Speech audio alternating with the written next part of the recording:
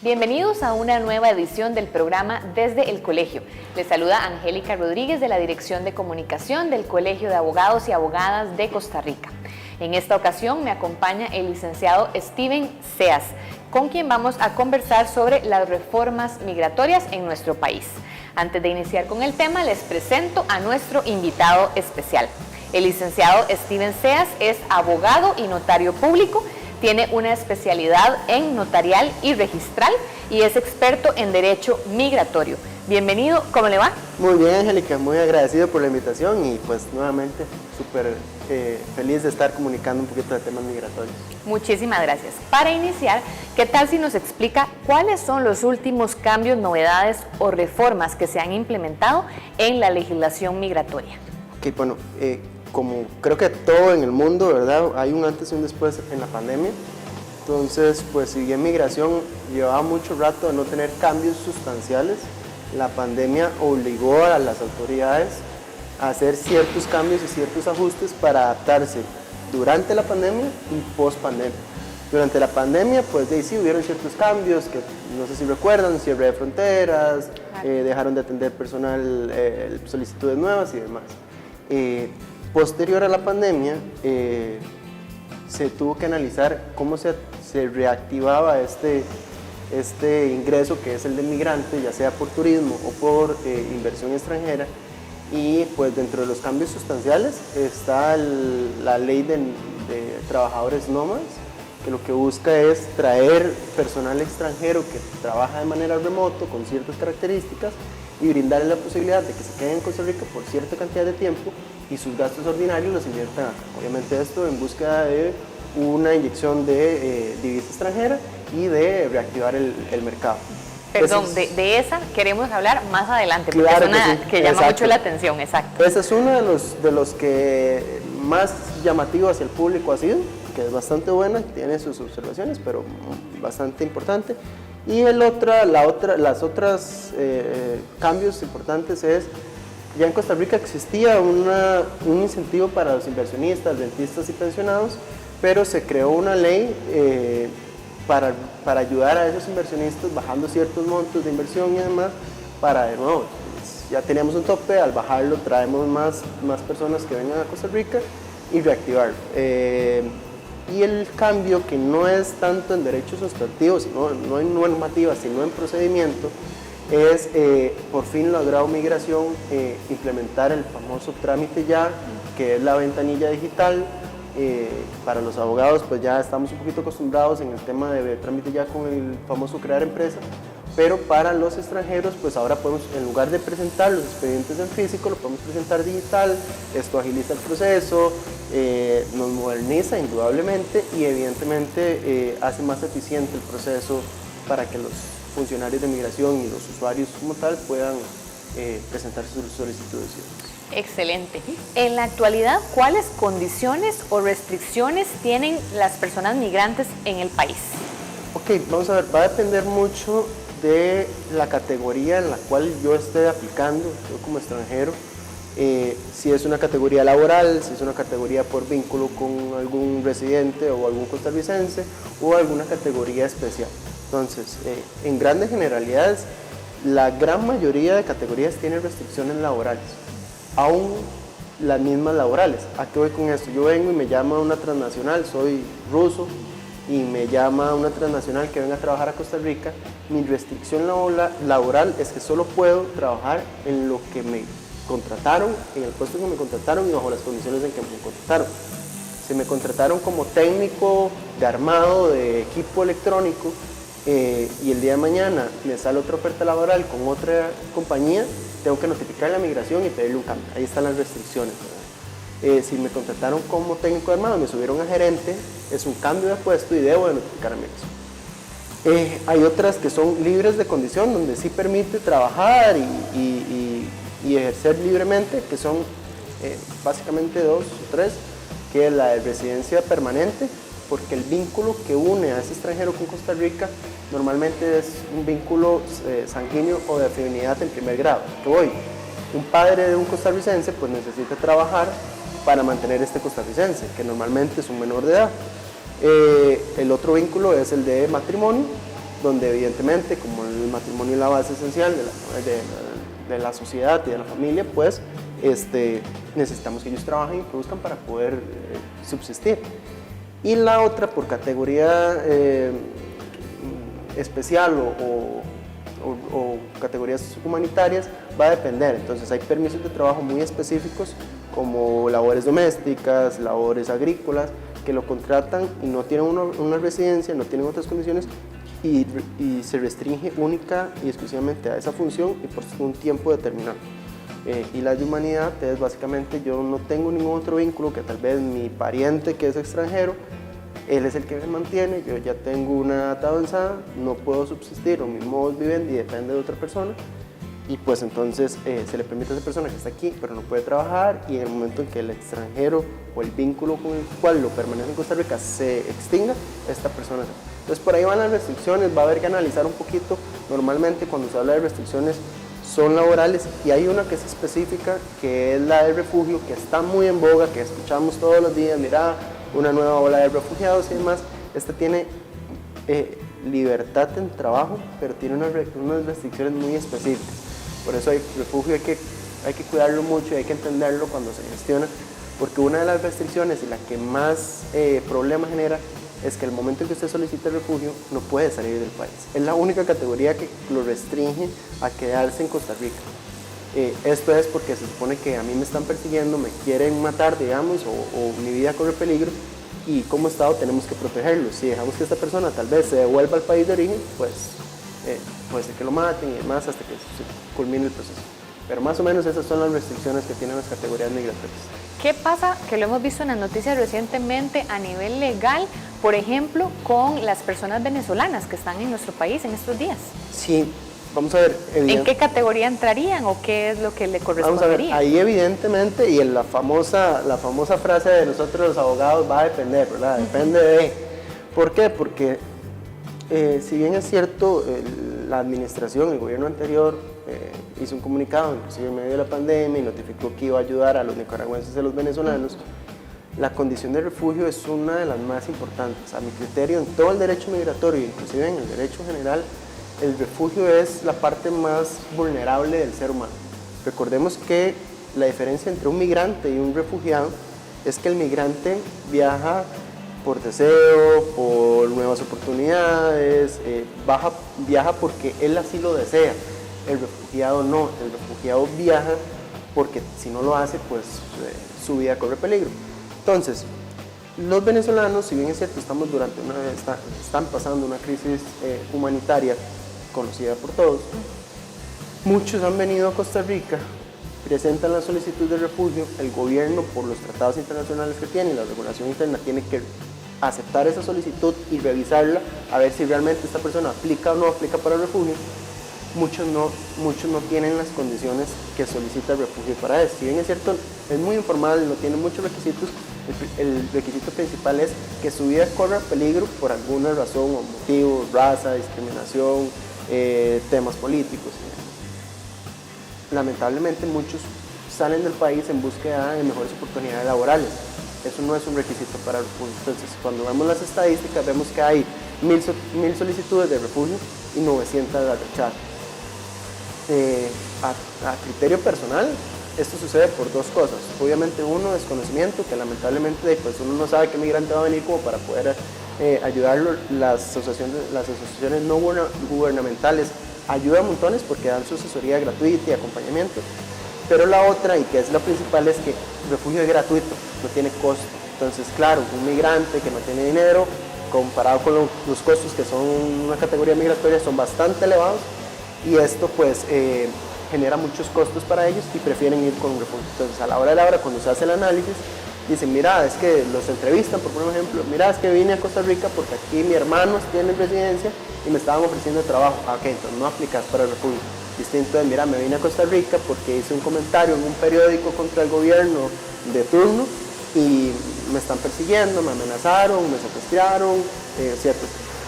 Hay casos muy puntuales para que la gente igual vaya, o sea, vayámonos educando todos. Muchos llegan diciendo, sí, es que había mucha inseguridad en mi país, me asaltaban. Eso, pues indudablemente en cualquier lugar del mundo, pues hay zonas, hay lugares, y no es ese peligro que busca el refugio. El refugio es, mira, te persigo, voy a poner un ejemplo, el refugio nace por los judíos, te persigo por la única razón de tu religión. Entonces, pues, claro, hay una protección especial que tenemos. Entonces, sí, es un análisis muy complejo, es una problemática que no estamos viviendo solo Costa Rica, sino está viviendo el mundo en general. Hay estadísticas donde después de si no me equivoco, los refugiados de Siria ya son menos que los refugiados venezolanos a nivel del mundo. Entonces, pues, indudablemente hay que ayudarles, pero yo creo que el refugio no es para todos los venezolanos. Hay que buscar alguna categoría que funcione para los venezolanos. Ahora, ¿cuál proceso debe realizar una persona que ya está en Costa Rica en estado migratorio irregular? Nos vamos a un pequeño corte comercial y ya casi responderemos esta y otras consultas.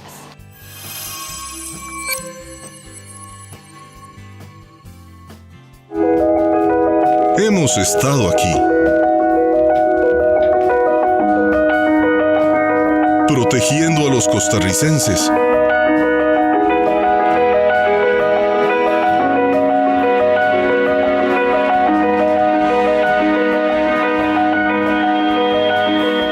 Cuando más nos necesitan.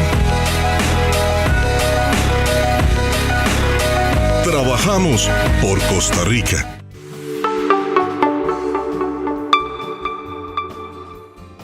Gracias por continuar con nosotros en el programa Desde el Colegio, programa oficial del Colegio de Abogados y Abogadas de Costa Rica. Antes del corte conversábamos con el licenciado Steven Seas sobre algunos puntos puntuales acerca de migración. Específicamente consultaba qué pasa, o más bien qué requisitos puede o se solicita a una persona que esté en nuestro país en estado migratorio irregular. Ok, Angélica, esto es importantísimo porque, vamos a ver, fuera de sesgos xenofóbicos, como bien saben, trabajo en esto y trato de generar cultura migratoria.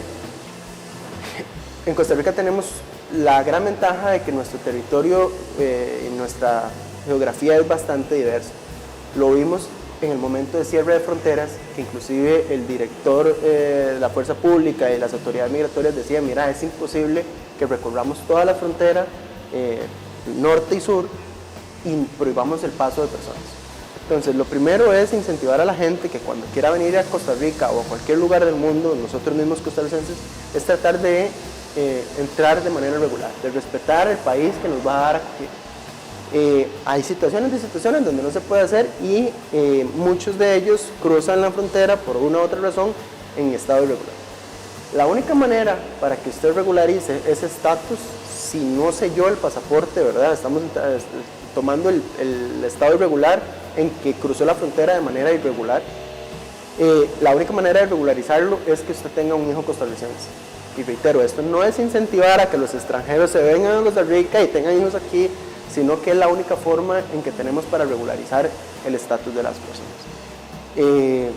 La otra manera de que un extranjero irregular pueda regularizar su estatus en Costa Rica, no porque haya entrado de manera irregular y no haya pasado por un puesto fronterizo, sino porque más bien vino, entró por un aeropuerto o por el puesto fronterizo, le pusieron el sello de entrada, le pusieron 90 días o 30, lo que sea, y se quedó más tiempo del debido. En este caso, sí hay maneras de regularlo, mucho más fáciles, pagando una multa de $100 por mes vencido y obviamente aplicando a una categoría migratoria que corresponda.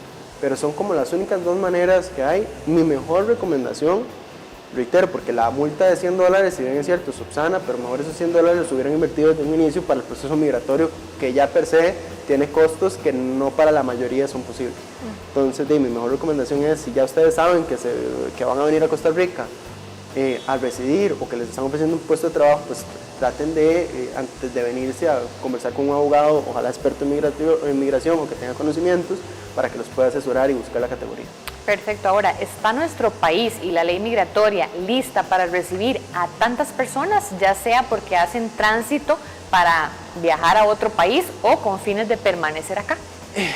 En realidad, creo que hay que simplificar un poquito la cantidad de categorías migratorias que tenemos muchas. Deberíamos de hacerlas más sencillas para que la población que no tienen la posibilidad de contratar un abogado, porque para hacer un trámite migratorio no es requisito el patrocinio legal o el acompañamiento de un abogado, sí creo que hay que simplificarlo.